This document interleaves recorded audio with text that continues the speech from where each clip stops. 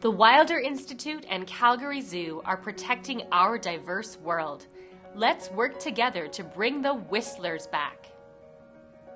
Equipped with binoculars, a researcher quietly hikes through the subalpine meadows of Vancouver Island's mountains. Careful not to make a noise while they trek through the rocky terrain, they listen with eager ears. What could they be listening for? There it is, the whistle of the endangered Vancouver Island marmot. This not-so-little rodent is endemic to Canada's Vancouver Island, meaning this is the only place in the entire world where they can be found. By 2003, there were only 30 Vancouver Island marmots left on the island, a major crisis, especially for a species with such a small home range. This mountain landscape has been their home for thousands of years. In fact, if you were to dig underground, you would find bones dating up to 11,000 years old across the entire island.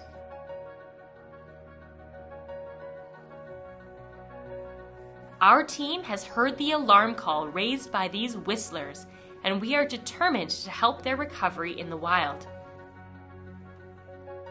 Our researchers and our partners at the Marmot Recovery Foundation collaborate on a conservation program looking for Vancouver Island marmots, which has been ongoing for the last 25 years. I'm Dr. Doug Whiteside. I'm the Senior Manager of Animal Health here at the Wilder Institute Calgary Zoo. So the Calgary Zoo has been involved with the Vancouver Island Marmot Recovery Program since 1998, and in that time we produced 194 pups that have gone on for release.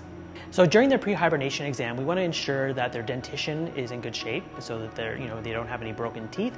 We also want to make sure that they're in a really good body condition, because as they hibernate, they're going to lose that weight, up to 25% of their body weight as they sleep during the winter time. So we want to make sure that they're going into hibernation with a really healthy weight. We're also making sure that they have no abnormalities on their examination, and want to make sure that their hearts are healthy.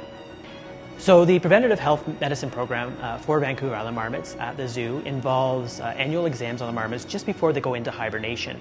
This is where the animal care and veterinary staff will examine each of the marmots, get weights on them to know what their weight is before they go into hibernation, and we'll give them a complete physical examination. We'll collect blood on them.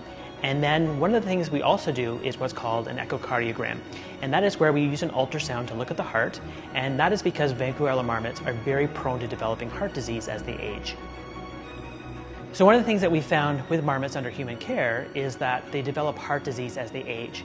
And so what we've been doing is working to figure out why they develop heart disease and looking at specific biomarkers. So these are different tests that we can do on the blood as well as the echocardiograms, and try to be able to pick up this heart disease early so that way we can treat it more effectively early and make dietary adjustments if needed. Thanks to our conservation breeding program, we have seen 194 births of these little whistlers. While they are in our care, our team will provide for the young marmots so that they are well equipped for the wilds of Vancouver Island. My name is Danica Stark, and I'm a conservation research population ecologist at the Wilder Institute Calgary Zoo. Our field-based study is currently monitoring and testing how providing additional or supplemental food at certain times of the year can help population recover.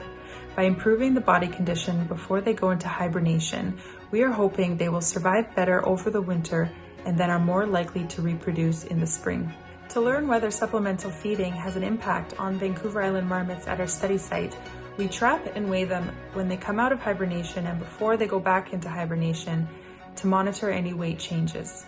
We need to do this over several seasons to determine if there are improvements in body condition over those years. We know marmots are doing well in the wild by looking at their survival and body condition.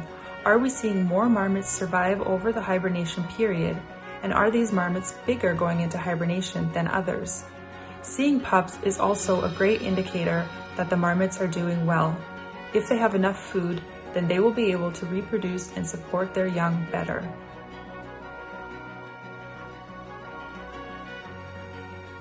Back on Vancouver Island, our researchers are using telemetry to locate marmots that have been released in the past summer.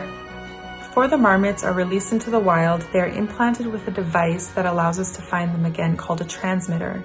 Each marmot's transmitter has its own individual channel, and by using an antenna hooked up to a tracking receiver, we are able to detect and pinpoint where each marmot is, sometimes right into its very own burrow.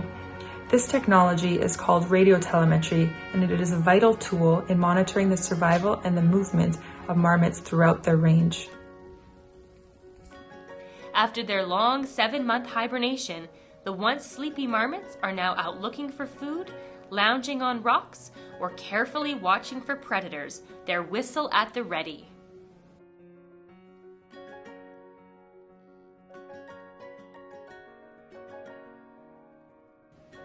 Thanks to this conservation translocation program, many partners and stakeholders, and ongoing research, the Vancouver Island marmot population is now up to 200 individuals in the wild.